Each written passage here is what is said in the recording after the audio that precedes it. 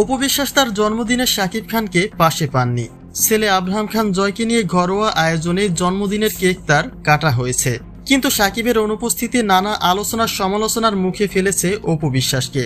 কেননা বুবলির সঙ্গে শাকিব যখন রোমাঞ্চকর সময় কাটান, তখন অপু বিশ্বাস ইঙ্গিত রাখেন তিনিও শাকিবের নাগালের বাইরে নয়, অর্থাৎ শাকিব তারও শুভাকাঙ্ক্ষী, যার কিছু প্রমাণও তিনি দিয়েছেন। কিন্তু যুক্তরাষ্ট্র থেকে ফেরার পরে শাকিবের ভিন্ন রূপ দেখেছেন অপু বিশ্বাস। একে তো ছেলে আব্রাহাম খান জয়ের জন্মদিনে শাকিবের পাশে তার জায়গা হয়নি, আর সবশেষে তার নিজের জন্মদিনেও শাকিবের শূন্যতা থেকেই গেল, যা ব্যক্তিগত সম্পর্কে বুবলিকে কয়েক ধাপ এগিয়ে রাখে।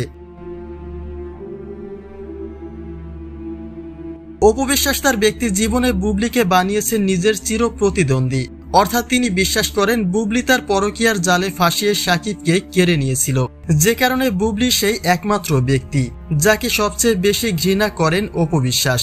যদিও তার জবাবে বুবলি নানা যুক্তিকতা দেখিয়েছেন যে অপু বিশ্বাসের অভিযোগ সত্য নয়। তিনি প্রমাণ দিয়েছেন শাকিব আরও আগে থেকেই অপুর সঙ্গে সম্পর্ক খারাপ করেছিল, যখন রূপালী পর্দায় বুবলির আবির্ভাবই ঘটেনি, অর্থাৎ অপু বিশ্বাস অযথাই তার পেছনে লেগে আছে। তবে তাতে কতটুকু লাভ হচ্ছে অপু বিশ্বাসের, সেই প্রশ্ন তো থেকেই যায়।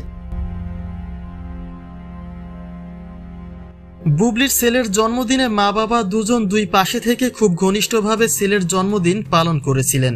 এছাড়াও যুক্তরাষ্ট্রে বুবলির সঙ্গে শাকিবের যে নজিরবিহীন ঘনিষ্ঠতা দেখা গেছে, তাতে ত্রিকোণ প্রেমের পুরো গল্পের সমীকরণটাই যেন পাল্টে গেছে।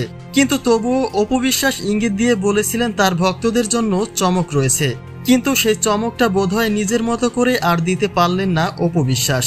অর্থাৎ সব মিলে এখন পর্যন্ত শাকিবের জীবনে অগ্রাধিকার বেশি পাচ্ছেন শবনম বুবলি।